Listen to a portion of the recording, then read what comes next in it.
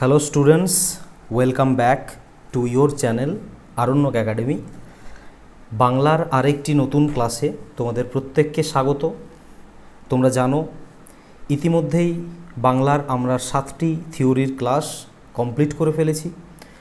যে সমস্ত পরীক্ষাগুলো 2026-এ হতে চলেছে, আপার প্রাইমারি, ঝাড়খণ্ডের আপার প্রাইমারি, এখানে আমাদের পঞ্চায়েত এবং আইসিডিএস যেখানে বাংলা রয়েছে, বাংলা ব্যাকরণ, সেই সমস্ত পরীক্ষাকে টার্গেট করেই আমরা আমাদের এই ক্লাসগুলো সাজিয়েছি এবং এটা ফ্রি অফ কস্ট আমরা কন্টিনিউ করছি এবং পুরো সিলেবাস আমরা কভারও করব। তো আজকে আমাদের ক্লাস নাম্বার 8 এবং আজকে আমরা যে টপিকটার ওপর আলোচনা করব সেই টপিকটি ভীষণই ইন্টারেস্টিং এবং একই সাথে আমাদের পড়া বা আগে থেকে জানা। আমরা আজকে চলে যাব চ্যাপ্টারের আমাদের সেই স্কুলে, মানে প্রাইমারি স্কুলে আমরা যে সমস্ত জিনিসগুলো পড়ে এসেছি। চ্যাপ্টারের নাম তোমরা দেখতেই পাচ্ছ, বচন এবং লিঙ্গ পরিবর্তন। ভীষণই সহজ একটি চ্যাপ্টার। বেশিরভাগ জিনিসগুলোই তোমরা জানো, পড়ে এসছো কোনো না কোনো সময়। কিছু জিনিস নতুন রয়েছে, কিছু ট্রিক্স রয়েছে, সেগুলো আমি তোমাদের কাছে বলবো, বা কয়েকটা নতুন জিনিস রয়েছে যেগুলো কম্পিটিটিভ পরীক্ষার জন্য একটু লক্ষ্য রাখতে হবে, সেগুলো বলবো। তো ক্লাসটি ভীষণ ভালো লাগবে তোমার। খাতা পেন নিয়ে বসে যাও, যে সমস্ত বিষয়গুলো নতুন মনে হবে নোট করে নেবে, ঠিক আছে? তো চলো শুরু করা যাক আজকে আমাদের ক্লাস। আমরা আজকে যে চ্যাপ্টার পড়বো তার মধ্যে দুটো পার্ট, একটা হচ্ছে বচন আর একটা হচ্ছে লিঙ্গ। তাহলে বচনটা দিয়ে আমরা শুরু করি। আমরা জানি যে বচনকে ইংলিশে বলা হয় কি, নাম্বার, ঠিক আছে? আমরা ইংরেজিতেও বচন পড়ি, ইংরেজি গ্রামারে, সেখানে আমরা নাম্বার হিসেবে পড়ি একে। এই বচন শব্দটি, এটি যদি আমরা অর্থ দেখি, এই বচন কথার অর্থ হচ্ছে গণনা বা সংখ্যা, ঠিক আছে? গণনা বা সংখ্যা। দেখো, এই প্রত্যেকটা নাম যদি আমরা ঠিকঠাক করে বুঝে নিতে পারি তাহলে তো আমাদের আর ভুল হওয়ার কোনো অবকাশই থাকবে না। একইভাবে বাংলা ব্যাকরণ বা ইংলিশ গ্রামারের ক্ষেত্রেও এই কথাটা কিন্তু প্রযোজ্য। তাহলে এই যে বচন মানে হচ্ছে গণনা বা সংখ্যা, তো ব্যাকরণে যে সংকেত বা যে চিহ্নের মাধ্যমে বিশেষ্য বা সর্বনাম, এই দুটো জিনিসকে লক্ষ্য রাখবে, বিশেষ্য বা সর্বনাম। আমরা পদের একটি ক্লাস আমরা করেছি। যদি পদের ক্লাসটি তোমরা না করে থাকো, যদি নতুন হও, তো আমাদের বাংলার প্লেলিস্টে গিয়ে পদ সম্পর্কে যে ক্লাসটি রয়েছে সেটি করে নাও, তাহলে তোমাদের এই ডাউটগুলো আর থাকবে না, ঠিক আছে? বিশেষ্য কি না, বিশেষ্য আমরা জানি যাকে ইংলিশে নাউন বলা হয়, যা দিয়ে আমরা কোনো কিছুর নাম বোঝাই। আর সর্বনাম কি? সর্বনাম কোনটা? সর্বনাম হচ্ছে যাকে আমরা বলি ইংলিশে প্রোনাউন, অর্থাৎ নাউনের পরিবর্তে যেটা বসে সেটাই হচ্ছে প্রোনাউন, মানে দুটোই একই রকমের। তাহলে এই বিশেষ্য বা সর্বনাম পদের সংখ্যাগত ধারণা বোঝায়। সংখ্যাগত ধারণা মানে কি, একটি নাকি একের বেশি, এগুলো বোঝানো যায়, তাকেই আমরা বচন বলি। তাহলে একদম সহজ করে বললে বচন হচ্ছে এমন একটি শব্দ যা ব্যবহার করে আমরা বাক্যে ব্যবহৃত কোনো বিশেষ্য বা সর্বনামের সংখ্যা বোঝাই, সংখ্যাগত ধারণা বোঝাই। সেটি কি একটির কথা বলা হচ্ছে নাকি একটির বেশির কথা বলা হচ্ছে, ঠিক আছে? এই বাংলায় আমরা দুই প্রকার বচন পড়ে থাকি। দেখো, এখানে একটা ডিফারেন্স রয়েছে। সংস্কৃত ব্যাকরণে বচন রয়েছে 3 প্রকার, আর বাকি ইংরেজি ব্যাকরণ পড়ো, ইংরেজি গ্রামার পড়ো বা বাংলা পড়ো, এই দুটো ক্ষেত্রেই কিন্তু বচনের পরিমাণ দুটো, ঠিক আছে? এক বচন এবং বহু বচন। ইংলিশেও হয় আমাদের সিঙ্গুলার এবং প্লুরাল, তাই না? এক বচন মানে কি, এক, এখানে নামের মধ্যে এক রয়েছে, তার মানে একটিমাত্র ব্যক্তি বা একটিমাত্র বস্তু বা একটিমাত্র প্রাণীকে বোঝাবে। যে সমস্ত বচনগুলো, তাদেরকে আমরা বলবো এক বচন, ঠিক আছে? মানে একটিমাত্রকে বোঝাবে। যেমন ধরো ছেলেটি, মানে বুঝতে পারছি একটি ছেলে। গাছটি মানে একটি গাছ। আমি মানে আমি একজন ব্যক্তি। আর বহু বচন, বহু, নামের মধ্যেই বহু রয়েছে। বহু মানে হচ্ছে একের বেশি, ঠিক আছে? একের বেশি, 2, 3, 4, 5, 10, 1 লক্ষ, যত খুশি হতে পারে। তাহলে একাধিক মানে একের অধিক, একের বেশি। একাধিক ব্যক্তি বা বস্তু বা প্রাণীকে বোঝায় যে বচনগুলো, সেটাকে বলা হচ্ছে বহু বচন। যেমন ধরো ছেলেরা মানে একের বেশি ছেলে। বইগুলো মানে একটির বেশি বই। আমরা মানে আমরা অনেকজন, একজন নয় নিশ্চয়ই। ঠিক আছে। এবং শেষে আমি এটাই লিখে দিয়েছি যে সংস্কৃত ব্যাকরণে দ্বিবচন বলে একটি বচন রয়েছে, কিন্তু বাংলা ব্যাকরণে দ্বিবচন নেই। বাংলা ব্যাকরণে দুটোই বচন, এক বচন এবং বহু বচন। ঠিক আছে, দেখো পুরনো সেই সমস্ত জিনিস মনে পড়ছে যেগুলো প্রাইমারি স্কুলে পড়ে এসেছিল, তাই না? এরপর দেখো এক বচনকে নিয়ে আমাদের কোনো মাথা ব্যথা নেই পরীক্ষাতে আমাদের এই যে এক বচন, এই এক বচনকে নিয়ে কোনো মাথা ব্যথা নেই। আমাদের মাথা ব্যথা হচ্ছে বহু বচনকে নিয়ে, আমাদের মাথা ব্যথা বহু বচনকে নিয়ে। কেন? কারণ প্রশ্নগুলো আসবে বহু বচন থেকে। ঠিক আছে, তো আমরা এরপর শিখব যে এই বহু বচন কিভাবে করা যায়, আমরা এক বচন থেকে বহু বচন করব কিভাবে, সেই পদ্ধতিটি কী। ঠিক আছে, তো বেশ কয়েকটি পদ্ধতিতে বা বেশ কিছুভাবে আমরা এক বচন থেকে বহু বচন করতে পারি, তার কয়েকটি উপায় আমরা এখানে পড়ব। প্রথম হচ্ছে প্রত্যয় যোগে। প্রত্যয় যোগে এক বচন থেকে কিভাবে বহু বচন করা যায়। দেখো প্রত্যয় যোগে দুটো ক্ষেত্র, একটা হচ্ছে প্রাণীবাচকের ক্ষেত্রে আর একটা হচ্ছে অপ্রাণীবাচক বা বস্তুবাচকের ক্ষেত্রে। মানে প্রাণীবাচক যদি হয় তাদের ক্ষেত্রে কি যোগ করব, আর অপ্রাণীবাচক হলে আমরা কি যোগ করে বহুবচন করব। দেখো প্রাণীবাচকের ক্ষেত্রে যোগ হয় রা, এরা বা দের। দেখো এই ব্যাপারগুলো খুব জটিল কোনো কিছু নয়, তুমি একদম সাধারণভাবে ভেবে দেখো, তুমি রোজকার জীবনে ব্যবহার করছো যেগুলো, সেগুলোই দেখো। ধরো একটি ছেলে, আমি যখন একের বেশি ছেলেদের কথা বলবো তখন আমি কি বলবো, ছেলেরা। ধরো ছেলে ছিল একজন, ছেলে মানে বোঝাচ্ছে একজন ছেলেকে। আমি যখন বলবো ছেলেরা, এই ছেলের সাথে একটি রা যোগ করে দেবো, তখন একের বেশি ছেলে বোঝাবে। তাহলে সেটাই বলা হয়েছে যে রা সব যোগ করে আমরা বহুবচন করি। আবার দেখো এরা যোগ করেও আমরা করি। কিভাবে? যেমন ধরো মানুষ, ঠিক আছে, মানুষ, আমরা সেটাকে বলছি মানুষেরা। প্রথমে মানুষ মানে একটি মানুষকে বোঝাচ্ছিল, মানুষেরা বলতে একের বেশি মানুষকে বোঝাচ্ছে, বা মানুষদেরও আমরা বলতে পারি। ঠিক আছে, তাহলে এই সমস্ত শব্দগুলো ব্যবহার করে আমরা প্রাণীবাচকের ক্ষেত্রে বহুবচন করি। খুবই সহজ, জাস্ট একটু বোঝো। আর অপ্রাণীবাচক বা বস্তুবাচকের ক্ষেত্রে আমরা কি ব্যবহার করি, আমরা ব্যবহার করি গুলি, আমরা ব্যবহার করি গুলো বা গুলা, এই সমস্ত কিছু। ঠিক আছে, যেমন ধরো আমগুলি, ঠিক আছে, বইগুলো, কলমগুলি, ঠিক আছে, এই সমস্ত মানে বস্তু যেগুলো, তাদের ক্ষেত্রে আমরা গুলো, গুলি, গুলা এগুলো ব্যবহার করি। আশা করছি ক্লিয়ার, কোনো ডাউট নেই আর। তাহলে প্রত্যয় যোগে কিভাবে আমরা পরিবর্তনটি করি সেটি দেখলাম। এরপর হচ্ছে সমষ্টিবোধক কিছু শব্দ রয়েছে, সেই শব্দগুলো বাক্যের সাথে যোগ করেও আমরা কিন্তু অনেক সময় বহুবচন করি। কিভাবে? দেখো এখানেও তিনটে ক্যাটাগরি আসছে। প্রথমত হচ্ছে মনুষ্যবাচক বা উন্নত প্রাণীবাচক, মানে মানুষ বা যারা একটু উন্নত প্রাণী, তাদের সাথে আমরা কি এই শব্দগুচ্ছ ব্যবহার করে আমরা প্লুরাল করি বা বহুবচন করি। দেখো জানো এগুলো তোমরা, বর্গ, বৃন্দ, গণ, জন, কুল, সমাজ। এই যে দেখো শব্দগুচ্ছগুলো, ঠিক আছে, এইগুলো যোগ করে আমরা মানুষের ক্ষেত্রে বা উন্নত প্রাণীর ক্ষেত্রে আমরা কি করি, বহুবচন করি। যেমন ধরো শিক্ষক, তার সাথে আমরা শিক্ষক হচ্ছে এক বচন, তার সাথে আমরা বৃন্দ যোগ করে দিলাম, হয়ে গেল শিক্ষক বৃন্দ, বহুবচন।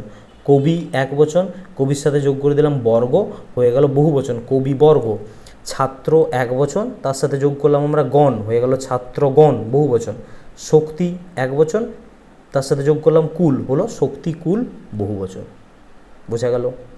দ্বিতীয় দেখো ইতর প্রাণীবাচকের ক্ষেত্রে, ইতর প্রাণী মানে কারা, মানুষ বাদ দিয়ে সমস্ত প্রাণীকেই ইতর প্রাণী বলা হয়। ঠিক আছে, তাহলে মানুষের জন্য এই সমস্ত শব্দগুলো ব্যবহার হয় যেগুলো পড়ে এলাম। আর প্রাণীদের ক্ষেত্রে, মানুষ বাদে, তাদের ক্ষেত্রে কি ব্যবহার হয়, তাদের ক্ষেত্রে আমরা বহুবচন করার জন্য ব্যবহার করি কুল, জুথ, পাল, এই সমস্ত কিছু। যেমন ধরো পশু হচ্ছে এক বচন, কিন্তু তার সাথে কুল ব্যবহার করলাম, দিয়ে পশুকুল হয়ে গেল বহুবচন। হস্তি এক বচন, একটি হাতি, হস্তি ইউথ হয়ে গেল বহুবচন। গরু আর গরুর পাল, গরু হলো এক বচন, গরুর পাল হলো বহুবচন, তাই না? এরপর তাহলে দুটো ক্যাটাগরি হলো। 3 নম্বর ক্যাটাগরি হচ্ছে অপ্রাণী, মানে যারা প্রাণী নয়, বস্তু, বস্তুবাচক এমন যদি থাকে, তাদের ক্ষেত্রে কিভাবে তুমি সমষ্টি শব্দ যোগ করে বহুবচন করবে। কি যোগ হয়, গুচ্ছ, যোগ হয় আবলি, যোগ হয় মালা, যোগ হয় রাজি, যোগ হয় চয়, পুঞ্জ, সমূহ, এই সমস্ত শব্দগুচ্ছগুলো যোগ হয়ে আমরা অপ্রাণী বা বস্তুবাচকদের ক্ষেত্রে কি করি, বহুবচন করি। যেমন ধরো কবিতা, কবিতা হচ্ছে একটি কবিতাকে বোঝাচ্ছে, কিন্তু কবিতা, আচ্ছা এখানে বানানটা ভুল আছে, এটা কবিতা গুচ্ছ হবে, কিন্তু কবিতা গুচ্ছ আমরা যখন করে দিলাম তখন হয়ে যাচ্ছে কি অনেকগুলো কবিতা। গ্রন্থ, তার প্লুরাল বা বহুবচন হচ্ছে গ্রন্থাবলী, তাহলে এখানে আমরা আবলি যোগ করছি। পর্বত একবচন, তার সাথে মালা যোগ করে দিতে পর্বতমালা হয়ে গেল বহুবচন। মেঘ একবচন, সাথে পুঞ্জ যোগ করতে মেঘপুঞ্জ হয়ে গেল বহুবচন। তারকা হলো একবচন, তার সাথে রাজি যোগ করতে তারকা রাজি হয়ে গেল বহুবচন। বুঝতে পারলে তাহলে সমষ্টিবোধক শব্দ ব্যবহার করে কিভাবে বহুবচন করা হচ্ছে। 3 নম্বরে আমরা কিভাবে করছি বহুবচন, না শব্দের দ্বিরুক্তি দ্বারা। দ্বি শব্দটার মানে কি, দ্বি মানেই হচ্ছে দুই, দ্বি শব্দটির অর্থ হচ্ছে দুই। তাহলে এটা মনে রাখবে এইভাবে, দ্বিরুক্তি মানে কি, দ্বিরুক্তি মানে হচ্ছে যখন কোনো একটি শব্দকে দুবার ব্যবহার করা হয়। দ্বি মানে দুই, তাহলে দুবার ব্যবহার করা হয়। ধরো আগে একবার দেখে নিই থিওরিটা, আমরা কি বলছি, যে বিশেষণ বা বিশেষ্য, বিশেষণ বা বিশেষ্য এদের সাথে যখন পরপর দুবার কোনো একটি শব্দকে ব্যবহার করা হয় দিয়ে বহুবচন করা হয়। যেমন ধরো হাঁড়ি হাঁড়ি সন্দেশ, হাঁড়ি শব্দটিকে দেখো দুবার ব্যবহার করা হয়েছে, তাই না, হাঁড়ি হাঁড়ি সন্দেশ। ছোট ছোট নৌকো বা ছোট ছোট ডিঙ্গি দেখো দুবার ব্যবহার হয়েছে। ফুলে ফুলে ভরা বাগান দেখো দুবার ব্যবহার করা হয়েছে, ঠিক আছে। তাহলে এই রকম যখন দুবার ব্যবহার করে বহুবচন করা হয় সেগুলোকে বলা হচ্ছে শব্দের দ্বিরুক্তি দ্বারা বহুবচন। ক্লিয়ার, সম্পূর্ণ জলের মতো পরিষ্কার, কোনো ডাউট থাকার কথা নয়। পরবর্তী নিয়মে যাচ্ছি আমরা। এরপর আমাদের বচনের যা থিওরি ছিল শেষ হয়ে গেল। এখানে এসে বচনের কিছু শর্ট ট্রিক্স তোমাকে আমি এরপর বলে দেবো, যেগুলো পরীক্ষাতে তোমার ভুল হতে পারে বা ভুল হয়, আর হবে না, ঠিক আছে। প্রথম দেখো দ্বৈত বহুবচন দোষ কি, এটা এই দ্বৈত বহুবচন দোষ বা ইংরেজিতে যাকে বলা হচ্ছে কি ডাবল প্লুরাল এরর। মানে হচ্ছে দেখো তুমি সাধারণভাবে ভেবে দেখো, একই বাক্যে মানে একটি বাক্যে তুমি কি দুবার বহুবচন ব্যবহার করতে পারো? ভেবে দেখো তো, একটি বাক্যে মানে একই বাক্যে দুবার বহুবচন ব্যবহার করতে পারো কি, মানে একটি বাক্যে দুবার প্লুরাল ব্যবহার করতে পারো? দুবার পারা যাবে না, করা যাবে না, ঠিক আছে। সেটাই বলা হচ্ছে দ্বৈত বহুবচন। দ্বৈত মানে ডাবল, দুবার।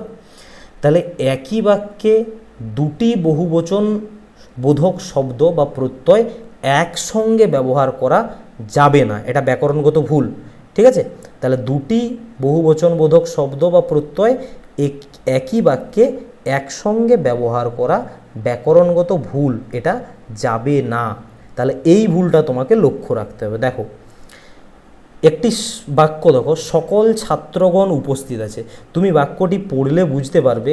তুমি এখানে বলছো সকল, সকল মানেই তো আমি বোঝাচ্ছি প্লুরাল জিনিসকে, বহুবচন বোঝাচ্ছি, সকল মানে একের বেশি।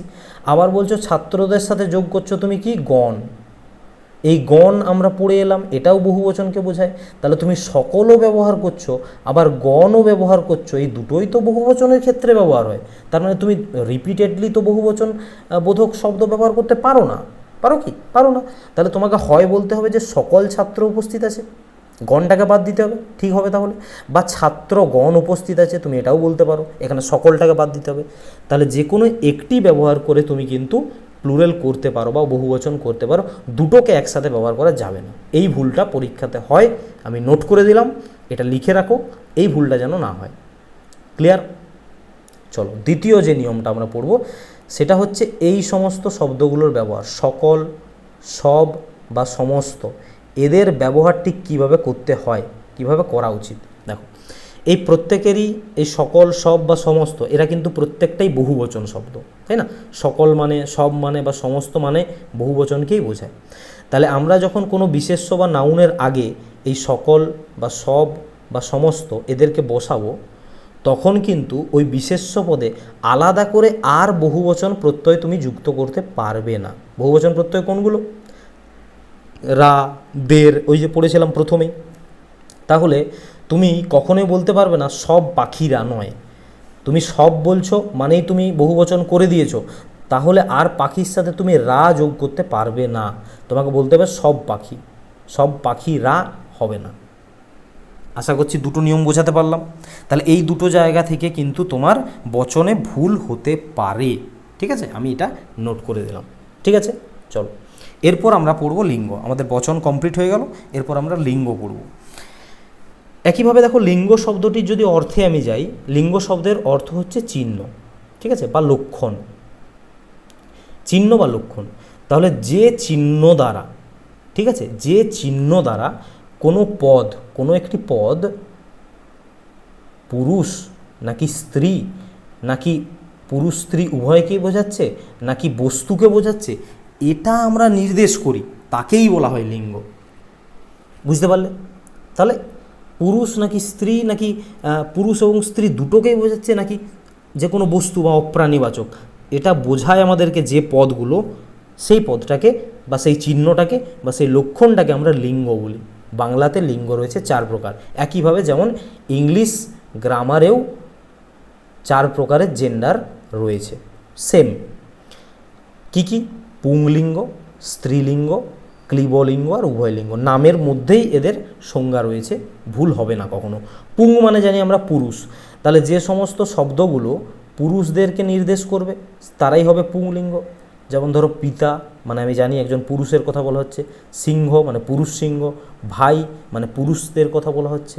আচ্ছা, স্ত্রীলিঙ্গ মানে কি? স্ত্রী মানে জানি আমরা নারী, তাহলে নারীদের নির্দেশ করে যে সমস্ত শব্দগুলো তাদেরকে স্ত্রীলিঙ্গ বলা হয়।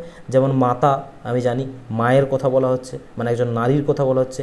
সিংহী মানে মহিলা সিংহের কথা বলা হচ্ছে। বোন একজন নারীর কথা বলা হচ্ছে, তাই না? উভয়লিঙ্গ মানে কি? উভয়লিঙ্গ হচ্ছে সেই সমস্ত শব্দগুলো যে শব্দগুলো পড়লে তুমি পুরুষ এবং স্ত্রী উভয়কেই বোঝাতে পারবে, যে শব্দগুলো বলে, ঠিক আছে? যেমন ধরো শিশু, শিশু মানে পুরুষ শিশু না স্ত্রী শিশু তুমি জানতে পারবে কি? শিশু মানে পুরুষও হতে পারে, স্ত্রীও হতে পারে, মানে মেয়েও হতে পারে। সন্তান, সন্তান ছেলেও হতে পারে, মেয়েও হতে পারে, দুটোই বোঝাচ্ছে। পাখি, পাখি পুরুষ মহিলা দুটোই হতে পারে। কবি, স্ত্রী কবি পুরুষ কবি দুজনই হতে পারে। মানুষ, মানুষ মানে পুরুষ মানুষ আর স্ত্রী মানুষ দুটোই হতে পারে, তাই না? তাহলে এগুলো হলো আমাদের উভয়লিঙ্গ। আর ক্লীবলিঙ্গ কি? ক্লীব মানে হচ্ছে বস্তু। তাহলে যখন কোনো অপ্রাণী বা অচেতন বস্তুকে বোঝায়, সংক্ষেপে মনে রাখবে বস্তুকে বোঝায়, মানে যাদের প্রাণ নেই, তাদেরকেই বলা হচ্ছে ক্লীবলিঙ্গ। যেমন বই, চেয়ার, টেবিল, তোমার চোখের পাশে যা যা দেখতে পাবে যাদের প্রাণ নেই সব হয়ে যাবে ক্লীবলিঙ্গ। ক্লিয়ার? এরপর তুমি ভেবে দেখো, টোটাল পৃথিবীতে বা তোমার আশেপাশে তুমি যা কিছু দেখতে পাচ্ছ তাদেরকে তুমি এই 4টে লিঙ্গে ভাগ করে দেখো, পুংলিঙ্গ নাকি স্ত্রীলিঙ্গ নাকি ক্লীবলিঙ্গ না উভয়লিঙ্গ, তাহলেই তোমার মাথায় ঢুকে যাবে ব্যাপারটা। তুমি যদি কিছু ডাউট থাকে বুঝতে পেরে যাবে, ক্লিয়ার হয়ে যাবে। এরপর দেখো, তোমাকে আমি একটা জিনিস বলবো যে ম্যাক্সিমাম জায়গাতে কিভাবে পুংলিঙ্গ থেকে স্ত্রীলিঙ্গে পরিবর্তনটা হয়, ঠিক আছে? মূলত 4টি প্রত্যয় যোগ করে এই স্ত্রীলিঙ্গ, পুংলিঙ্গ থেকে স্ত্রীলিঙ্গ আমরা করি, ঠিক আছে? প্রথমে আমরা দেখব যে আ প্রত্যয় যোগ করে, আ প্রত্যয় যোগ করে কিভাবে পুংলিঙ্গ থেকে স্ত্রীলিঙ্গ হচ্ছে। ধরো একটি শব্দ রয়েছে শিষ্য, শিষ্য শুনেই আমি বুঝতে পারছি এটা পুরুষকে বোঝাচ্ছে। এই শিষ্যের সাথে তুমি যখন আ যোগ করে দেবে, আ প্রত্যয় যোগ করবে, তখন সেটি হয়ে যাবে শিষ্যা এবং এটি স্ত্রীলিঙ্গ। প্রবীণ, প্রবীণের সাথে তুমি আ প্রত্যয় যোগ করো, হয়ে যাবে প্রবীণা স্ত্রীলিঙ্গ। কোকিল পুংলিঙ্গ, তুমি আ প্রত্যয় যোগ করো, কোকিলা হয়ে যাবে স্ত্রীলিঙ্গ। প্রথম বোঝালাম। দ্বিতীয়ত হচ্ছে ই, দীর্ঘ ই প্রত্যয় যোগ করে কিভাবে পুংলিঙ্গ থেকে স্ত্রীলিঙ্গ করা হয়। তরুণ পুংলিঙ্গ, তুমি তার সাথে ই প্রত্যয় যোগ করো, তরুণী হয়ে যাচ্ছে স্ত্রীলিঙ্গ। মানব পুংলিঙ্গ, ই প্রত্যয় যোগ করলে মানবী হয়ে যাচ্ছে স্ত্রীলিঙ্গ। সুন্দর পুংলিঙ্গ, ই প্রত্যয় যোগ করলে সুন্দরী স্ত্রীলিঙ্গ। বোঝা গেল দ্বিতীয়। 3 নম্বর হচ্ছে ইকা প্রত্যয়। এই ইকা প্রত্যয় যোগ করার সময় শব্দের মধ্যে যে কটা থাকে সেই কটাকে বাদ দিয়ে ইকা শব্দটিকে ব্যবহার করা হয়। ধরো কি, যেমন বালক, বালক জানি আমরা পুংলিঙ্গ, এই বালকের কটাকে তুলে দাও, দিয়ে ইকা যোগ করে দাও, বালিকা হয়ে যাবে, তাহলে বালিকা হয়ে যাচ্ছে স্ত্রীলিঙ্গ। দেখো লেখক, লেখকের ককে তুলে দাও, দিয়ে ইকা যোগ করো, তাহলে হয়ে যাচ্ছে লেখিকা, স্ত্রীলিঙ্গ। শিক্ষক পুংলিঙ্গ, শিক্ষকের ককে তুলে দাও, দিয়ে ইকা যোগ করো, হয়ে যাবে শিক্ষিকা স্ত্রীলিঙ্গ। বুঝতে পারলে? চতুর্থ যে প্রত্যয় যোগ করে আমরা করি সেটা হচ্ছে কি আনি বা ইনি, এই প্রত্যয় যোগ করে আমরা পুংলিঙ্গ থেকে স্ত্রীলিঙ্গে করি। দেখো ইন্দ্র পুংলিঙ্গ, তুমি এর সাথে যোগ করো আনি, ইন্দ্রাণী হয়ে যাবে স্ত্রীলিঙ্গ। মাতুল পুংলিঙ্গ, তুমি এর সাথে যোগ করো আনি, হয়ে যাবে মাতুলানি স্ত্রীলিঙ্গ। দেখো কাঙ্গাল, তুমি এর সাথে ইনি যোগ করো, হয়ে যাবে কাঙ্গালিনী স্ত্রীলিঙ্গ। বুঝতে পারলে? তাহলে এই ছকটার মধ্যে তুমি সমস্ত ডেটাগুলো পেয়ে গেলে কিভাবে পুংলিঙ্গ থেকে স্ত্রীলিঙ্গে করবে। এই চারটি প্রত্যয় যোগ করে তুমি যে কোনো শব্দকে পুংলিঙ্গ থেকে স্ত্রীলিঙ্গে অনায়াসে তুমি পরিবর্তন করতে পারবে। ঠিক আছে, বোঝা গেল? ক্লিয়ার? তুলে নাও খাতায়। এরপর আমি এখানে তোমাদেরকে কিছু গুরুত্বপূর্ণ লিঙ্গ পরিবর্তন দিয়েছি, যেগুলো পরীক্ষাতে বারবার এসেছিলো, সেই রকম কিছু তুলে দিয়েছি। এগুলো মুখস্থ করার জন্য বাস একটু দেখে নেবে, যেগুলো একটু এক্সেপশনাল আর কি। ঠিক আছে, শ্রীমান এটা হয় শ্রীমতী, বুদ্ধিমান হয় বুদ্ধিমতী, বিদ্যাবান হয় বিদুষী। ঠিক আছে, এটা বিদ্যাবতী করে দিও না, বিদ্যাবানটা হয় বিদুষী, এটা লক্ষ্য রাখবে। ঠিক আছে, গুণবান হয় গুণবতী, এটা ঠিক করে দেবে, ভুল হবে না। মহৎ হয় মহীয়সী, এটাও জানো। গরিয়ান হয় গরীয়সী, এটা পারবে। রাজা হয় রাজ্ঞী, ঠিক আছে, এটা মাথায় রাখবে। সম্রাট সম্রাজ্ঞী, সুধী সুধীমতী, যুবক যুবতী, দুটো বানানি হয় তয় হস্যই বা তয় দীর্ঘই, দুটোই ঠিক আছে, কোনো সমস্যা নেই। ঠিক আছে, তাহলে এরকম কিছু গুরুত্বপূর্ণ দিলাম। এরপর আমরা যখন আবার প্র্যাকটিস করব, আরও কোয়েশ্চেন তো আমাদের কাছে আসছেই, নতুন কিছু পাবো অবশ্যই। এরপর এই যে অংশটি, এই অংশটি হচ্ছে তোমাদের পরীক্ষার জন্য লিঙ্গ চ্যাপ্টারের থেকে কিন্তু গুরুত্বপূর্ণ একটি পয়েন্ট। আমি দেখো এই জন্য উল্লেখই করে দিয়েছি যে পরীক্ষায় সবচেয়ে প্রিয় অংশ পরীক্ষকদের, এই পয়েন্টটা পরীক্ষকদের কিন্তু খুব প্রিয় অংশ। এই জায়গা থেকে খুব ভরে ভরে কিন্তু প্রশ্ন করে, অনেক সময় করেছে। ঠিক আছে, প্রিভিয়াস ইয়ার দেখলে বুঝতে পারবে। এখানে দুটো ডেটা তোমাদেরকে আমি বলবো, এগুলো খাতায় নোট করবে, মুখস্থ করবে, আর কিচ্ছু বোঝার নেই। ঠিক আছে, নোট করবে, মুখস্থ করবে, বোঝার এখানে কিছু নেই। প্রথম পয়েন্ট আমি তোমাদেরকে দেবো যেগুলো, সেটা হচ্ছে নিত্য পুংলিঙ্গ। ঠিক আছে, নিত্য পুংলিঙ্গ কথার মানে হলো, আমি তোমাদেরকে কিছু শব্দ বলবো, এই শব্দগুলোর কোনো স্ত্রীলিঙ্গ হয় না, এগুলো সব সময়ের জন্য পুংলিঙ্গ। ক্লিয়ার? দ্বিতীয় আমি তোমাদেরকে বলবো নিত্য স্ত্রীলিঙ্গ। এই নিত্য স্ত্রীলিঙ্গও আমি তোমাদেরকে কয়েকটি শব্দ বলবো, যেগুলো সবসময় স্ত্রীলিঙ্গই হয়, যাদের কোনো পুংলিঙ্গ হয় না, কোনো পুংলিঙ্গ নেই। তাহলে এদের কোনো স্ত্রীলিঙ্গ নেই, এদের কোনো পুংলিঙ্গ নেই, এইটুকু বুঝে রাখো, বাকিগুলো তোমাকে মুখস্থ করতে হবে। কবিরাজ, এর কোনো স্ত্রীলিঙ্গ হয় না। ঢালি, কোনো স্ত্রীলিঙ্গ হয় না। কৃতদার, কোনো স্ত্রীলিঙ্গ হয় না, কৃতদার মানে যিনি বিয়ে করেছেন। বিপত্নিক, যার স্ত্রী মারা গেছে, এর কোনো স্ত্রীলিঙ্গ হয় না। অকৃতদার, কোনো স্ত্রীলিঙ্গ হয় না। শাস্ত্রী, কোনো স্ত্রীলিঙ্গ হয় না, এদের শুধুমাত্র পুংলিঙ্গই হয়। দ্বিতীয় দেখো সতীন, এদের কোনো পুংলিঙ্গ নেই। সধবা, কোনো পুংলিঙ্গ নেই। তোমার এও, কোনো পুংলিঙ্গ নেই। রূপসী, পুংলিঙ্গ নেই। ধাত্রী, কলঙ্কিনী, অসূর্যস্পর্শা মানে যাকে সূর্যও দেখতে পায় না। অন্তর্বতনী, পুংলিঙ্গ হয় না। পেটনি, পুংলিঙ্গ হয় না। শাকচুর, পুংলিঙ্গ হয় না। তাহলে এই শব্দগুলো মুখস্থ করে নেবে, আর কিচ্ছু করার দরকার নেই। ঠিক আছে, পরীক্ষাতে ডাইরেক্ট তোমাকে এই শব্দটা তুলে দেবে, দিয়ে অপশান দিয়ে দেবে চারটে, দিয়ে লাস্টে দিয়ে দেবে কোনোটিই নয়, উত্তরটা কোনোটিই নয় হবে। ঠিক আছে, চলো এরপর আমরা এই যে দুটো চ্যাপ্টার পড়লাম, দুটো চ্যাপ্টার থেকে কি কি ওয়ান লাইনার এক্সামের জন্য ইম্পর্ট্যান্ট আরেকবার আমরা পুরোটা রিভাইজ করে নিই। ঠিক আছে, আমরা পড়ে এলাম যেগুলো, সেগুলোই দেখো রিপিটেড আসবে। বচন প্রধানত বিশেষ্য এবং সর্বনাম এই দুটো পদের হয়। ঠিক আছে, বিশেষণের কোনো নিজস্ব বচন হয় না, কারণ বিশেষণ মানে কি ইংরেজিতে যাকে বলা হয় কি অ্যাডজেক্টিভ, তাই না? তাই তো, অ্যাডজেক্টিভের হবে কি? হবে না। দ্বিতীয়ত হচ্ছে বাংলায় দ্বিবচন ব্যবহার নেই, সংস্কৃতে ছিল। বাংলায় কেবলমাত্র একবচন এবং বহুবচনই হয়। অপ্রাণীবাচক শব্দে কখনো রা বা এরা এই প্রত্যয়গুলো বসে না। এগুলো কাদের ক্ষেত্রে বসে? এগুলো প্রাণীবাচকের ক্ষেত্রে বসে, ছেলেরা। ঠিক আছে, বইরা বা আমেরা এটা তাহলে হয় না। আর বস্তুবাচক এবং গুণবাচক বিশেষে সাধারণত বহুবচন হয় না। বস্তুবাচক আর গুণবাচক কোনগুলো? বস্তুবাচক বা গুণবাচক, ধরো জল, দয়া মায়া মমতা, চিনি, এগুলো চিনি জল এগুলো বস্তুবাচক, আর দয়া মায়া মমতা এগুলো হচ্ছে গুণবাচক, এদের বহুবচন হয় না। অসূর্য স্পর্শা এই শব্দটি, এটির অর্থ, এটা একটু ভালো করে নোট করে রাখো, পরীক্ষায় 2-3 বার এসেছিল। এই অসূর্য স্পর্শা শব্দটি, এটার মানে হচ্ছে যাকে সূর্যও দেখতে পায় না এবং এটি একটি নিত্য স্ত্রীলিঙ্গ, মানে এর কোনো পুংলিঙ্গ নেই। কৃতদার শব্দের অর্থ হচ্ছে যিনি বিবাহ করেছেন, এটা কিন্তু তোমাকে আগেও আমি নোট করে দিয়েছিলাম, এটা একটি নিত্য পুংলিঙ্গ, এর কোনো স্ত্রীলিঙ্গ নেই। বিপত্নিক মানে যা স্ত্রী মারা গেছে, এটা একটি নিত্য পুংলিঙ্গ। বিশেষ্য পদকে পুংলিঙ্গ থেকে স্ত্রীলিঙ্গে রূপান্তর করার সময় শব্দের শেষে যুক্ত হওয়া প্রত্যয়কে স্ত্রী প্রত্যয় বলা হয়, যেমন আ, ই, ইকা, নি, এগুলো তোমাকে আমি ছকে দিয়ে দিয়েছিলাম, ঠিক আছে। শিশু, সন্তান, পাখি, এই পদগুলি নিত্য উভয় লিঙ্গ, ঠিক আছে, এদের পুংলিঙ্গ হয় না, এদের স্ত্রীলিঙ্গ হয় না, এগুলো সবসময় উভয় লিঙ্গ থাকে। একই বাক্যে দুটি বহুবচন সূচক উপাদান ব্যবহার করাকে দ্বৈত বহুবচন দোষ বলা হয়, ঠিক আছে। এটি একটি গুরুচণ্ডালী দোষের মতোই। গুরুচণ্ডালী মানে একই জিনিসকে রিপিট করা যাবে না, এখানে দ্বৈত বচন মানে বলা হয়েছিল যে দুবার তুমি প্লুরাল বা দুবার হচ্ছে যে বহুবচন তুমি করতে পারবে না, সেটাই বলা হয়েছে, আমরা পড়ে এলাম, তাই না। তাহলে এই ছিল আমাদের এই দুটো চ্যাপ্টারের থিওরি, যা কিছু ছিল আমি বলে দিলাম।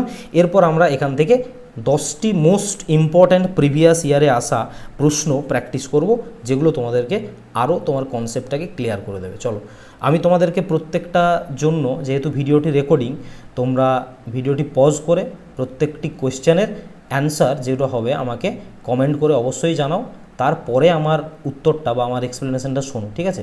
যেহেতু একবার পড়লে তুমি পুরো চ্যাপ্টারটা, তুমি কি বুঝতে পারলে না পারলে সেটা একবার দেখে নাও নিজে কমেন্ট করে, ঠিক আছে। পড়ে প্রশ্নটা, উত্তরটা যেটা হবে কমেন্ট করো, দিয়ে আমারটা শোনো। তাহলে প্রথম প্রশ্ন দেখো, প্রাইমারি টেট থেকে এসেছিলো কোয়েশ্চেনটা, আমরা নিয়েছি। অসূর্য স্পর্শা শব্দটি ব্যাকরণের নিয়ম অনুযায়ী কোন লিঙ্গের উদাহরণ? এটি হাইলাইটেড কোয়েশ্চেন, 2-3 বার বলা হলো। পুংলিঙ্গ, নিত্য স্ত্রীলিঙ্গ, উভয়লিঙ্গ নাকি ক্লীবলিঙ্গ? কীভাবে অপশান আসছে দেখছো? তাহলে এটা আমরা পড়ে এলাম, এটা নিত্য স্ত্রীলিঙ্গ, এদের কোনো রকম পুংলিঙ্গ হয় না, ঠিক আছে। নিত্য স্ত্রীলিঙ্গ কোনগুলো? না, যে সকল স্ত্রীলিঙ্গ শব্দের কোনো পুংলিঙ্গ হয় না তাদের বলা হয় নিত্য স্ত্রীলিঙ্গ। তাহলে এই অসূর্য স্পর্শা শব্দ, যাকে, যে নারীকে সূর্যও দেখতে পায় না, এটা হচ্ছে একটি নিত্য স্ত্রীলিঙ্গ, ঠিক আছে। চলো, দ্বিতীয় প্রশ্ন, বিদ্যান, বিদ্যান শব্দটির ব্যাকরণসম্মত সঠিক স্ত্রীলিঙ্গ রূপ কোনটি? মানে বিদ্যানের স্ত্রীলিঙ্গ কি হবে? এটা এসেছিল আপার প্রাইমারি টেট ওয়েস্ট বেঙ্গলে, ঠিক আছে। তুমি তোমার মতো করে উত্তর দাও, বিদ্যানী, বিদুষী নাকি বিদ্যাবর্তী নাকি বিদ্যানিনী? দেখো, শব্দগুলো দেখলে খুব ভালোভাবে বুঝতে পেরে যাবে তুমি। এটা দিয়েও ছিলাম আমি, মোস্ট ইম্পর্ট্যান্ট, যে বিদ্যানের তোমার হচ্ছে যে যখন তুমি স্ত্রীলিঙ্গ করবে সেটা হবে বিদুষী, বিদুষী নারী বলা হয় না, আমরা বলি বিদ্যান ব্যক্তি, আর বিদুষী নারী। তার মানে বুঝতে পারছো কোনটা পুংলিঙ্গ কোনটা স্ত্রীলিঙ্গ, তাই না?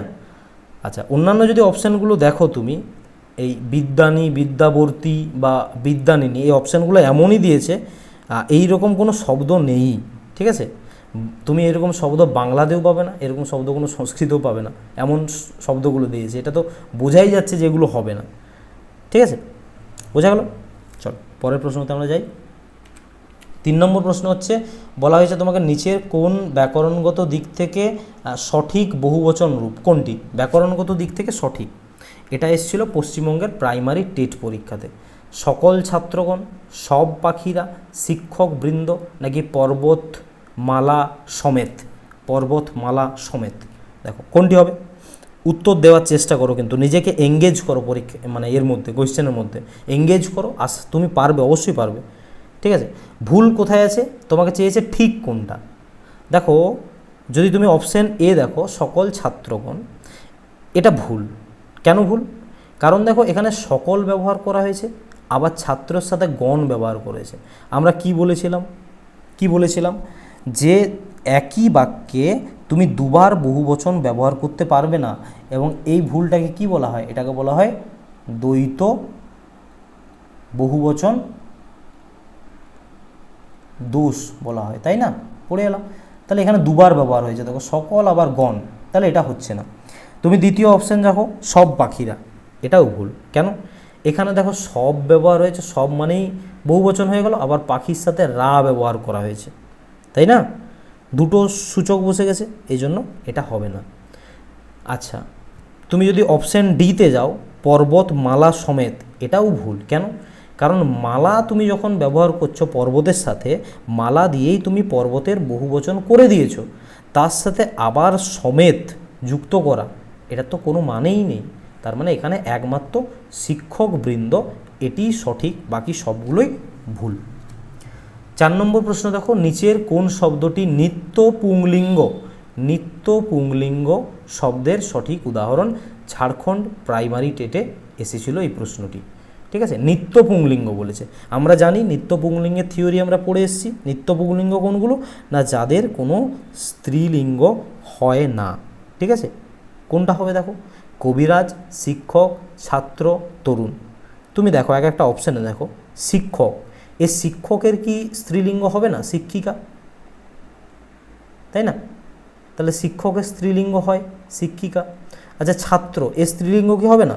ছাত্রের স্ত্রীলিঙ্গ আমরা জানি ছাত্রী, ছাত্র হচ্ছে পুংলিঙ্গ, ছাত্রী হচ্ছে স্ত্রীলিঙ্গ। তরুণ, তরুণের স্ত্রীলিঙ্গ হয়ে যাবে তরুণী, তাই না? তরুণী। তাহলে এই তিনটেরই স্ত্রীলিঙ্গ হচ্ছে। কবিরাজ, এর কোনো তুমি স্ত্রীলিঙ্গ করতে পারবে না, এবং যার স্ত্রীলিঙ্গ করা পসিবল নয়, যার স্ত্রীলিঙ্গ আদতে নেই, তাদেরকেই আমরা বলি কি? তাদেরকে আমরা বলি নিত্য পুংলিঙ্গ। ঠিক আছে, বোঝা গেল? চলো পরের প্রশ্ন, চলো। প্রত্যেকে কিন্তু উত্তর করবে নিজের মতো করে, ভিডিওটিকে পজ করে উত্তর করো, তারপরে এক্সপ্লেনেশনটা শোনো। ঠিক আছে, আমি বারবার বলছি কেন, এটা কারণ আছে, নিজের অভ্যাস হবে তোমার। এখানে দেখো, পশ্চিমবঙ্গ পঞ্চায়েতে আসা একটি প্রিভিয়াস ইয়ারের কোয়েশ্চেন বলেছে সন্তান। এই সন্তান শব্দটি ব্যাকরণের নিয়ম অনুযায়ী কোন লিঙ্গের মধ্যে পড়বে? পুংলিঙ্গ, স্ত্রীলিঙ্গ, উভয়লিঙ্গ, ক্লিবলিঙ্গ। খুবই সহজ, ভেবে দেখো। জাস্ট তুমি ভেবে দেখো যে সন্তান শোনার পর তুমি কি বুঝতে পারছো যে এটা কোনো পুরুষকে বোঝাচ্ছে না স্ত্রীকে বোঝাচ্ছে? তুমি বুঝতে পারছো না। তার মানে পুংলিঙ্গ বা স্ত্রীলিঙ্গ তো নয়। সন্তান পুরুষ এবং স্ত্রী উভয়ই হতে পারে, ছেলে সন্তানও হতে পারে, মেয়ে সন্তানও হতে পারে, তাহলে উভয় লিঙ্গই হবে। আর ক্লিবলিঙ্গ মানে তো বস্তুকে বোঝায়, এটা তো হবেই না, তাই না? বোঝা গেল? চলো পরের প্রশ্ন দেখো, এটা এসেছিল আপার প্রাইমারি টেটে। ঠিক আছে, অপ্রাণীবাচক শব্দের বহুবচন গঠনে নিচের কোন সমষ্টিবোধক শব্দ বা শব্দগুচ্ছটি বা ব্যবহার করা ব্যাকরণ সম্মত, মানে ঠিক আর কি। ঠিক আছে, মানে কোন তুমি হচ্ছে যে সমষ্টিবোধক বা শব্দগুচ্ছটা ব্যাকরণগতভাবে ঠিকভাবে ব্যবহার করতে পারবে। কাদের জন্য? অপ্রাণীবাচক শব্দের জন্য। এটা ইম্পর্ট্যান্ট। রা, বৃন্দ, আবলি আর হচ্ছে গণ। ভেবে দেখো তো, আমরা প্রথমেই পড়েছিলাম যে রা, এটা আমরা ব্যবহার করি কাদের বহুবচন করার জন্য? আমরা পড়েছিলাম কেবল প্রাণীবাচক, বিশেষত মানুষ, ঠিক আছে, বা উন্নত কোনো প্রাণী। মানুষ বা উন্নত কোনো প্রাণীদের যখন বহুবচন করি তখন আমরা রা বলি। আচ্ছা, বৃন্দ কাদের ক্ষেত্রে ব্যবহার করি? কাদের ক্ষেত্রে ব্যবহার করি গো? বৃন্দ ব্যবহার করি কেবলমাত্র উন্নত মনুষ্যবাচক, ঠিক আছে, মনুষ্যবাচক পদের। যেমন ধরো তুমি বলতে পারো কি, যেমন বলতে পারো ভক্তবৃন্দ, তাই না? বোঝা গেল? আর আমরা এই যে গণ, এই গণ ব্যবহার করি কাদের জন্য? গণ আমরা ব্যবহার করি এটাও উন্নত প্রাণী বা মানুষের জন্যই ব্যবহার করি। ঠিক আছে, যেমন ধরো নরগণ বা ছাত্রগণ, ধরো সহজ করে বললে, তাই না? বোঝা গেল? এখানে ধরো, এখানে যদি উদাহরণ দিই ছেলেরা, সহজ তো, তোমরা এই জন্য লিখলাম না। তাহলে একমাত্র পড়ে থাকছে আবলি, যেটা দিয়ে আমরা অপ্রাণীগোচক কোনো কিছুকে বোঝাই। কি বোঝাই? যেমন ধরো গ্রন্থাবলী, আবলি, এটা গ্রন্থ, তার সাথে আবলি যোগ করে আমরা করছি গ্রন্থাবলী। তার মানে এই আবলি দিয়ে এটাকে বোঝায় কোনো অপ্রাণীবাচককে। পরের প্রশ্নটি পড়ো। ঝাড়খণ্ড আপার প্রাইমারি টেটে আসা একটি প্রশ্ন। ঠিক আছে, সম্রাট শব্দের সঠিক স্ত্রীলিঙ্গ রূপ কোনটি? সম্রাট, তার মানে তোমাকে চেয়েছে সম্রাটের স্ত্রীলিঙ্গ কী হবে। তোমাকে আমি ইম্পর্ট্যান্ট জায়গাতে দিয়ে দিয়েছিলাম ওইটা। ঠিক আছে, সম্রাট কী হবে? সম্রাটের স্ত্রী, সম্রাজ্ঞী, সম্রাটিং নাকি সম্রাটি? দেখো, এটা দেখলেই তুমি বুঝতে পেরে যাবে। সম্রাটের স্ত্রী তো হবে না কখনোই। হবে কি? সম্রাটের স্ত্রী হবে না, কারণ ব্যাকরণগতভাবে তোমার এই স্ত্রী প্রত্যয়ন্ত শব্দ এটি নয়। আচ্ছা, অপশান সি আর ডি যদি দেখো, এই সম্রাটিন আর সম্রাটি এরকম কোনো মানে শব্দ ব্যাকরণে নেই, একমাত্র সম্রাজ্ঞী এটা হচ্ছে কারেক্ট। ঠিক আছে, কেন? কারণ এটি তৎসম নিপাতনে সিদ্ধ বা বিশেষ নিয়মে সাধিত স্ত্রীলিঙ্গের রূপ। রাজা থেকে যেমন রাজ্ঞী হয় আমি বলেছিলাম, তেমনই সম্রাট থেকে হয় সম্রাজ্ঞী। ঠিক আছে, চলো পরের প্রশ্নতে যাই আমরা। হ্যাঁ, এখানে বলছে দেখো, হাঁড়ি হাঁড়ি সন্দেশ আনা হয়েছে, একটি বাক্য আছে হাঁড়ি হাঁড়ি সন্দেশ আনা হয়েছে, এখানে কিভাবে বহুবচন সাধিত হয়েছে? তাহলে এখানে দেখলেই তুমি বুঝতে পেরে যাবে যে হাঁড়ি হাঁড়ি শব্দটা ব্যবহার করেই বহুবচন করা হয়েছে। এটা ওয়েস্ট বেঙ্গল প্রাইমারি টেটে এসেছিলো পরীক্ষায়। ঠিক আছে, এখানে তোমাকে কোন বহুবচন বলা হচ্ছে? বহুবচনাত্মক প্রত্যয় যোগ, নাকি সমাসবদ্ধ হয়েছে, নাকি বিশেষ্য বা বিশেষণের দ্বিরুক্তি হয়েছে, নাকি সমষ্টিবোধক শব্দ যোগ করে এখানে বহুবচন করা হয়েছে? কোনটা হয়েছে? দেখো, আমি বলেছিলাম যে এই যে একই শব্দ যখন দুবার ব্যবহার হয় তখন সেটাকে বলা হয় কি? দ্বিরুক্তি, তাই না? আমি বললাম যে দ্বি মানে দুই, তাহলে এটাকে দ্বিরুক্তি বলা হয়। তাহলে বিশেষ্যের বা বিশেষণের দ্বিরুক্তি হয়েছে, এখানে দিয়ে হয়েছে তোমার বহুবচন। বাকিগুলো কেন হবে না গো? কেন হবে না? কারণ তুমি যদি অপশান এটা দেখো ওই বহুবচনাত্মক প্রত্যয় যোগ, বা অপশান বি দেখো সমাসবদ্ধ, বা ডি দেখো সমষ্টিবোধ, এখানে কোনো আলাদা প্রত্যয় বা সমাস বা এই গণ বৃদ্ধ, এই সমষ্টি মানে কি গণ, আবলি, এই জাতীয় শব্দ কোনো যোগ হয়েছে কি কোথাও? নেই তো। সমাসের তো কোনো প্রশ্নই নেই, আবার বহুবচনাত্মক হবে না কেন? কারণ আলাদা কোনো প্রত্যয় যোগ নেই, তাই না? তাহলে এটাই পড়ে থাকছে একমাত্র কারেক্ট আনসার। পরের প্রশ্নতে যাই আমরা, প্রশ্ন নাম্বার 9। অধ্যাপক শব্দের সঠিক স্ত্রীলিঙ্গ কোনটি? অধ্যাপক এর স্ত্রীলিঙ্গ জানতে চেয়েছে, পঞ্চায়েত পরীক্ষাতে এসেছিল পশ্চিমবঙ্গের। অধ্যাপিকা, অধ্যাপকা, অধ্যাপকি নাকি অধ্যাপকিনী? শুনেছো কোন শব্দটা? অধ্যাপক, তার স্ত্রীলিঙ্গ কী হয়? অধ্যাপিকাই হয়। এটা তো জানা জিনিস আমাদের, বাকি শব্দগুলো তো নেই। এরকম কোনো শব্দ আছে কি? এগুলো ব্যাকরণে এরকম কোনো শব্দই নেই। ঠিক আছে, তাহলে একটাও হবে না। চলো আজকের আমাদের শেষ প্রশ্ন। ঠিক আছে, এই প্রশ্ন দিয়ে আমরা ক্লাস শেষ করব। ইতর প্রাণীবাচক, ইতর মানে বলেছিলাম কি? মানুষ বাদে যে কোনো প্রাণী। তাহলে ইতর প্রাণীবাচক শব্দের বহুবচনে নিচের কোন শব্দটি ব্যবহার করা সঠিক? কোনটি সঠিক জানতে চেয়েছে। ঝাড়খণ্ড প্রাইমারি টেটে এসেছিল। পশুবৃন্দ, গরুর পাল, পাখিগণ নাকি কীটপতঙ্গ বর্গ, কোন শব্দটা ব্যবহার সঠিকভাবে হয়েছে? আচ্ছা, পশুবৃন্দ বলা হয় কি? হয় পশুবৃন্দ, আমরা বৃন্দ বা গণ, ঠিক আছে, বা বর্গ, এই যে সব মানে এগুলো বৃন্দ বলো বা বর্গ বলো বা গণ বলো, এদেরকে আমরা ব্যবহার করি কাদের সাথে ব্যবহার করি? এদেরকে আমরা ব্যবহার করি মনুষ্যবাচক বা মানুষ যেখানে থাকবে, বা যদি উন্নত কোনো প্রাণী থাকে, উন্নত প্রাণী, তখন আমরা এদেরকে ব্যবহার করি। এদেরকে ইতর প্রাণীর সাথে ব্যবহার আমরা করি না। ঠিক আছে, এগুলো অ্যাকচুয়ালি শ্রদ্ধার জন্য ব্যবহার হয়, এই জন্যই আমরা এদেরকে ইতর প্রাণীদের সাথে ব্যবহার করি না। ঠিক আছে, ইতর প্রাণী মানে কি? ইতর প্রাণী মানে মানুষ বাদ দিয়ে অন্যান্য প্রাণীগুলো। ঠিক আছে, তাহলে এদের সাথে আমরা ব্যবহার করি কি? কোনটা? এদের সাথে আমরা ব্যবহার করতে পারি গরুর পাল, এটা পাল। ঠিক আছে, এই শব্দটা ব্যবহার করা হয়। একই সাথে পালের মতো একটা শব্দ বলেছিলাম ইউথ, একটা শব্দ বলা ছিল কি? কুল, তাই না? এদেরকে ব্যবহার করি আমরা পশুদের সাথে। ঠিক আছে, ঠিক আছে, বোঝা গেল? তো চলো, আমাদের ক্লাস আজকে এতটা অবধিই থাকলো। যারা শেষ অবধি ক্লাসটি দেখলে, যদি ভালো লেগে থাকে তো ভিডিওটিতে একটি লাইক করে দিও, আর বন্ধুদের সাথে বিভিন্ন গ্রুপে যারা এই ক্লাসটি যাদের ডিমান্ডেবল, প্রয়োজন যাদের, তাদের সাথে শেয়ার করে দিও। ঠিক আছে, আর যদি চ্যানেলে নতুন হয়ে থাকো, এখনও সাবস্ক্রাইব করোনি, প্লিজ সাবস্ক্রাইব করে দিও। আমরা তোমাদের জন্য নিঃস্বার্থভাবে খেটে যাচ্ছি, এটুকুই আমাদের প্রাপ্য।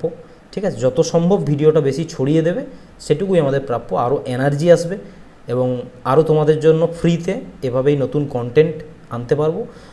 তোমরা ক্লাসটি করলে, যে কোনো ক্লাসগুলো আমাদের করলে এটুকু বুঝতে পারবে যে কন্টেন্টের সাথে কিন্তু কোনো কম্প্রোমাইজ আমাদের ভিডিওতে করা হয় না। তুমি যে কোনো পেড কোর্সে যদি কোথাও পড়ো, সেখানে যে কন্টেন্ট দেওয়া হবে তুলনামূলক তার থেকে বেস্ট কন্টেন্ট তুমি আমাদের কাছে পাবে। ঠিক আছে, তো ঠিক আছে, পাশে থাকো, সাথে থাকো আমাদের চ্যানেলের সাথে। আর এই পিপিটিটি আমাদের টেলিগ্রাম বা হোয়াটসঅ্যাপ গ্রুপে পেয়ে যাবে, যদি না যুক্ত হয়ে থাকো লিঙ্ক এই ভিডিওর কমেন্ট বক্সে বা তোমার হচ্ছে যে ডেসক্রিপশনে পেয়ে যাবে, যুক্ত হয়ে থাকো। ভালো থাকো সবাই, সুস্থ থাকো, পড়তে থাকো, পড়ার মধ্যে দেখা হচ্ছে পরের ভিডিওতে। ততক্ষণ পর্যন্ত গুড বাই।